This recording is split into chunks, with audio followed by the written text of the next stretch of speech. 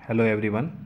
ए square minus b square का geometrical presentation देखने के बाद अब हम देखेंगे a plus b whole square minus a minus b whole square is equal to 4ab, या कह सकते हैं 4ab is equal to a plus b whole square minus a minus b whole square. यहाँ पर जो 4ab है वो क्या रिप्रेजेंट कर रहा है?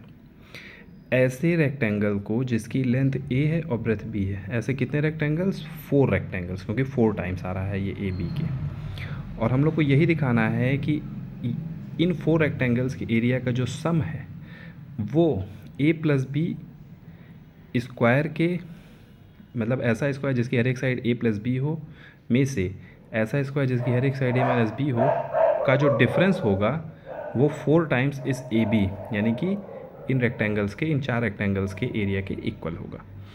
ये रेक्टेंगल ए बी, ऐसे ही 4 रेक्टेंगल्स की बात की जा रही है। देखिए कहाँ पहला हमने रखा, दूसरा रख दिया, ये तीसरा रेक्टेंगल रख दिया और ये चौथा रख दिया। अब क्लियरली देखिए तो ये जो बाहर सबसे बड़ा स्क्वायर बन के आ रहा है वो ए प्लस बी का होल स्क्वायर है। उसके अंदर में देखिए कैसे ये ए और ये दूसरा जब अटैच किया तो प्लस बी हो गया। ऐसे यहाँ पे ए और दूसरा अटैच किया तो प्लस बी, ए प्लस बी, इधर भी ए प्लस बी, इधर भी ए प्लस बी। इसके इनसाइड अगर गौर करिए तो ये पूरा ए है लेंथ, क्योंकि ये लेंथ ए है तो ये पूरी लेंथ भी, इसमें से जब बी माइनस होगा तो ये बचा ए माइनस बी। सिमिलरली ये भी ए माइनस बी, ये भी ए माइनस बी, ये भी ए माइनस बी। यानी ये जो इनसाइड एरिया है ये ए माइनस बी का होल स्क्वायर है।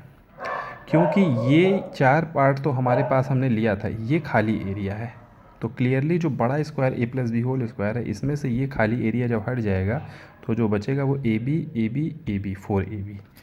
मान लीजिए जैसे ये रेक्टेंगल है, पहला रेक्टेंगल हमने ये रखा, दूसरा रेक्टेंगल हमने ये रखा, तीसरा रेक्टेंगल हमने ये रखा और चौथा रेक्टेंगल हमने ये रखा। ठीक है, अब देखिए ये ए प्लस बी, ए प्लस बी, ए प्लस बी, ए प्लस बी, इस तरह से ये ए प्लस बी होल स्क्वायर है बना रहा है। लेकिन बीच में ये जो एरिया खाली है वो तो पहले भी हम बता चुके हैं माइनस बी होल स्क्वायर है। यानी कि इन 4ab से मिल करके वही आ रहा है ना, ए प्लस बी होल स्क्वायर में से ये खाली ए माइनस बी होल स्क्वायर को अगर निकाल दिया जाए तो जो बचेगा वही 4ab होगा। ये इसकी ज्योमेट्रिकल प्रेजेंटेशन है। यहाँ पर इसको हमने राइट डाउन भी कर रखा है कि कैसे किस तरह से ये चीज़ें हैं। तो आई थिंक ये क्लियर हो गया होगा। Thank you. आप लोग इसको ध्यान से देखिए, क्वेरी भी आप कमेंट में डाल सकते हैं। Thank you everyone.